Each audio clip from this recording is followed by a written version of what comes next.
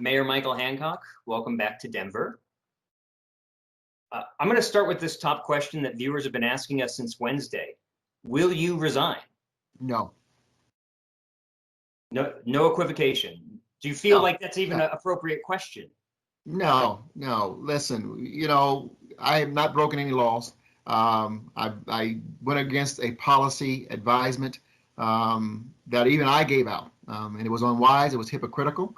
It was a mistake that I deeply regret and deeply apologize for. But it is not something that should stop the work that we have been doing for the last 9-10 months to really save this city. We have done enormous work with regards to combating this virus. I'm proud of the people I work with, and I made a mistake. I recognize that my job as mayor is to not only come up with safe practices for the entire city, but also to set an example. And on that measure, I failed, and I should have followed my own advice.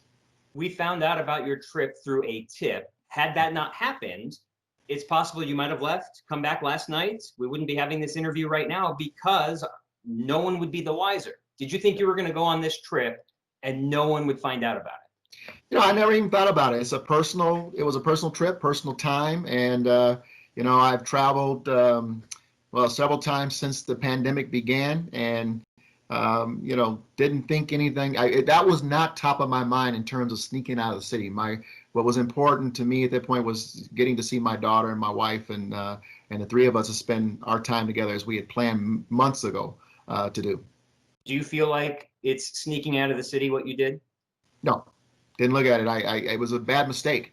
One reason why I hadn't talked about it before is because as we got closer, was unsure whether or not I was going to take the trip because of the advisements that we had made, the encouragement that we made. And I don't want to be hypocritical, but I made the unwise, hypocritical decision to go. And that's why we are here today. When did you book the flight? It was booked months ago, more than a month ago. So at the same time you're giving these advisories and the updates about COVID, you had this planned while telling people to alter their Thanksgiving plans. Again, I was not aware, was not sure that I was going to take the trip. You might recall that the advisement from the CDC did not come out until about 2 weeks ago. And I was not in the place where I was thinking about it. My wife was already gone. I knew I had the plans, but I wasn't sure I was going to make the trip. So it was at the last minute decision, and I was fretting over it even moments before I got on the plane. At the same time, your Twitter account made a post about pass the potatoes, not the COVID, which included a bullet point that said avoid travel if you can. Why could you not avoid this travel? Well, I could have, and I wish I had actually. And so, I didn't want to let my daughter down. She and I had a conversation once I arrived, and I talked about the kerfluffle that was occurring because I made the trip. And she said, "Daddy, if you just shared with me the concern, I would have understood that you could not make it." And so this was really on my heart and not on anyone else. It was on, it was just my personal desire. It was a personal decision that I made, and not a wise one. And I'm man enough to say it, that I should not have made the trip. But let me also say there are advisements, Marshall, there are advisements to wear a mask. I have pursued and have pushed and have always worn a mask. There are advisements not to gather in groups. I've encouraged that, and we've not gathered in groups. So I've not been the one who've made stories or jokes about wearing masks or encourage people to come together in rallies. We have done everything we could to fight this virus, to keep people safe. And I hope that, and I know none of what I've done negates the hard work that many people in the city have done to save people's lives and livelihoods. On the note of all of the other responsibilities that you're asking of people, will you continue to still be the face of Denver's COVID-19 briefings now that everyone knows you didn't follow the guidelines you yourself were saying? I didn't follow a guideline, but I did follow the guideline to travel, because the caveat, if you are going to travel, is to do certain things. And I followed those to a T, as did a lot of people, most people, if not all, that I saw at the airport, both in Denver, Houston, and in Mississippi as I got there. But let me say this clearly. There's a whole cadre of people who are working hard every day. And since this virus came upon us, spending 12, 14, 18 hours a day, 7 days a week, to save the lives and to save livelihoods of the people of the city and the state. Nothing that I've done should negate that. It's a misstep. in the midst of a cadre of things, some good things that have happened in this city to really contain this virus. And I'm proud of the work that they've done. And the mayor, as a mayor, I'm the vessel of a lot of that data and a lot of information that very smart people are giving me to make sure that we get it to the public. So I've never come online to talk about COVID without the public health official with me. I will continue to do that and to make sure that people understand that this is data and science guiding these decisions and not any political gamemanship. If you're the vessel still telling people guidelines in the future, why should anyone take any of that seriously at this point? Again, my hope is that people see the work that we've done over the last 9-10 months, which has been sincere, which has been transparent and honest about this virus. Again, under the guidance, the objective to save lives and to save livelihoods. We have done a lot together throughout the city of Denver. As a result, we've been able to do some good stuff, and we'll continue to do it. Your apology set up two options. One is that you were going to fly to your family, or your family was going to have to fly here. It did not include the option that millions of American families chose, which was to do neither. Why was neither not your option? That was always an option. That was always an option. And what was you told me in this interview so far that you had the thoughts that maybe even up until getting on the plane, you weren't going to do it. What was it that would have made you say, I'm not going to do this anymore? It wasn't anything in particular. I think that had I spoken to my daughter and my wife before I got on the plane and said, listen, there are some concerns about travel, they knew what was going on, but they didn't know that I was struggling inside on whether or not it would be appropriate for me to get on that plane. Had maybe I picked up the phone before and said, listen, I'm struggling, and been on, direct with them, they would have advised me against it. It was just a whole misstep, and it doesn't belong to anybody but me, and I accept it.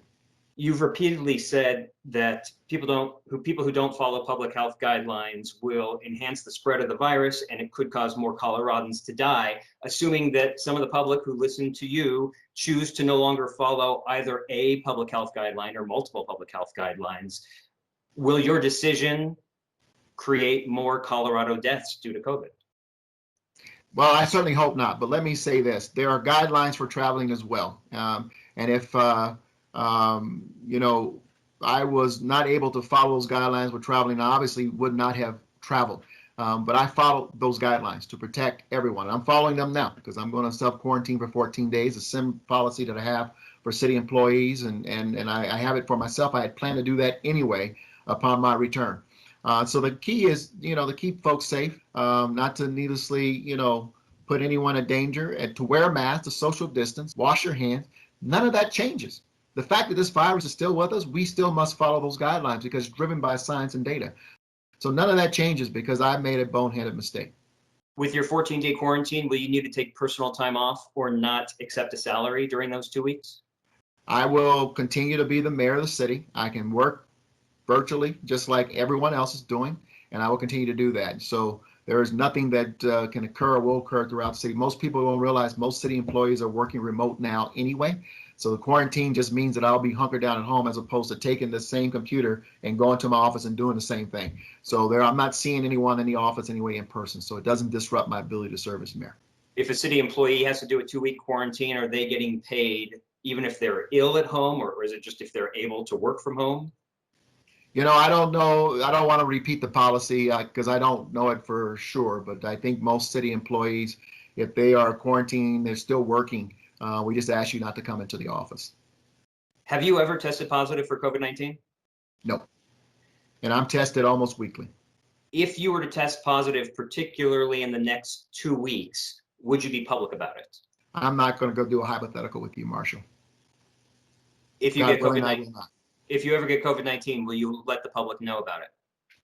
I will let anyone who I came in contact with know that we'll do everything we can to let folks know that I tested positive. Let me just say this: we had a situation where I may have been exposed, and so I had to quarantine during that time as well, get tested, and make sure that we were all clear. Most people didn't know that I was quarantined, that I may have been exposed, similar to what the governor's experiencing right now.